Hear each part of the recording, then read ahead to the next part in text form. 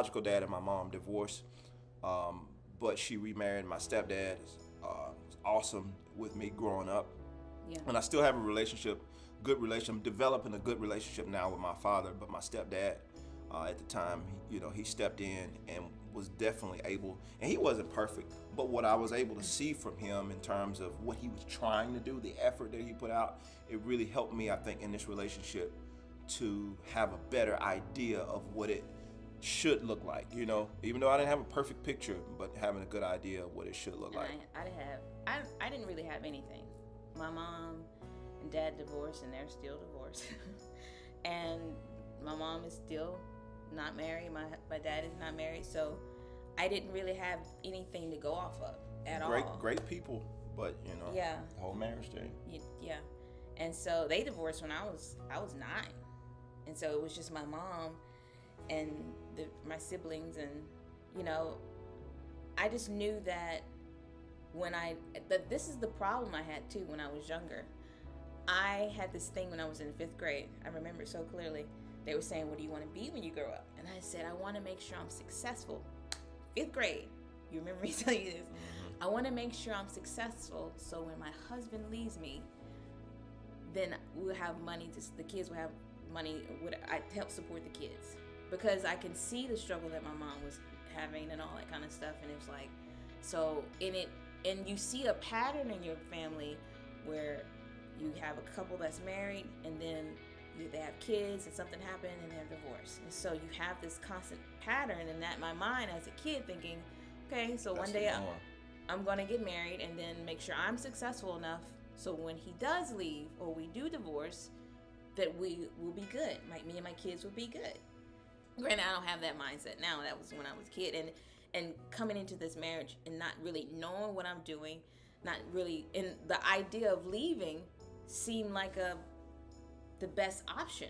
Because if he's not happy with his purchase, ain't no sense in me sticking around waiting for him to leave me. Let me just help him by leaving first. And my mind was nowhere even close. And I think we was talking about this earlier, but going back to it, having a good understanding of the way that person communicates and the way that person processes information is always good, because what's that whole 4 agreements we always go to? The first one that we always go to is never assume. Don't assume. If you're doing that in your marriage, you're probably costing yourself unnecessary heartache, unnecessary arguments. You're wasting time. You're wasting fun time. You're wasting memories you could be making simply by assuming that a person feels a certain way that they don't feel. Yeah. It's like certain things. I'm normally very good at reading people, except for this one. Like, I've always been good at reading. I know God gave me a very keen gift of discernment, so I'm able to quickly discern certain things about people. But I don't know if it's because we're really Too close. Yeah. That I'm off when it comes to you, because I guess my emotions are involved in it. But I can oftentimes misread something that you're feeling. But once I started asking questions, because I always pay attention to certain things you do. Like, you have little things you do, and I know, all right, if you're doing this, I know it means that. And over years, I've been able to figure that out. But certain things I don't know, and your mind could be somewhere else. But I'm assuming that you're thinking this, and vice versa. Because of the way my face looks. The way your face looks, or vice versa, because of something I say, you assume at that time that I wanted you to leave. Yeah. And it wasn't that at all. And I'm like, in my mind, it ain't that big. I'm just telling you something I don't like. I don't like when you do X, I Y, didn't Z. think that you wanted me to leave. That's not. I'm saying eventually. Yeah. You're gonna be like, oh, what did I do? I had enough type deal. Yeah. And I'm like, I'm like, it ain't even that kind of a problem for me to think that. I think over the years, what we have realized, that most of the issues that we dealt with in this marriage has been because of something that we have dealt with as a child. Mm. A lot of the things that we have, the conversation that we had of why you do something, it stems with something else that happened in your life somewhere else, and it hasn't been resolved. So it's always constantly popping up in situations in your current you know. That's good. That's good, because I think for me, I was talking to somebody concerning marriage. I think when we can, like you're saying, get to the root, because a lot of times what you're lashing out at me or when I'm lashing out at you about it's not even it ain't got nothing to do with us. And once you start figuring out what the root of that thing is, oh, you feel this way because that happened to you, or people made you feel this way. Yeah.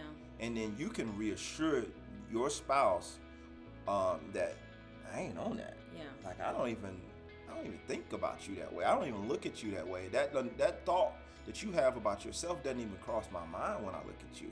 It's like that ain't, I'm not on that at all. Most of the time in marriage, you have to, if you're having some issues in your marriage, most of the time it's going to be mending the brokenness that you didn't even cause.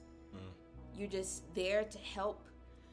That's why I feel like if you work on yourself, if you focus on growing yourself, then everything else, like he said, the other person will see the growth that you're trying to make and will want to grow too. Hopefully that's what you want to do. Then you grow together and y'all see the change and you work those problems out, because that's why they're called helpmate. They're supposed to help. They're supposed to be there to help with the. You think, well, I wasn't even there. Why I gotta deal with problems that you had when you was a kid? Why I gotta deal with problems you had with your parents? Because you love them. Yeah. And if you want a successful marriage, you got to figure out why this person is doing what they're doing, why they're saying the things that they're saying, why they feeling the way they're feeling. And most of the time, it's because something ain't got nothing to do with you. You remind them of their daddy, and they got daddy's issues, or you remind them of their mama, and they got mama's issues. I think the other part to what you're saying, the other reason you want to figure these things out, because it's not enough to say, yeah, get to the root of what's causing that problem. If you have kids, or if you're thinking about having kids, if you're not careful, you'll repeat that same thing with your children, unknowingly. Yeah. Because most of the things we're starting to figure out, it's like your parents didn't know. Most of them didn't know that they were doing certain things, or that they allowed certain things to happen. They had no clue. They were doing the best they knew how. But certain things, as the child's perception or perspective, they saw it a certain way. Yeah.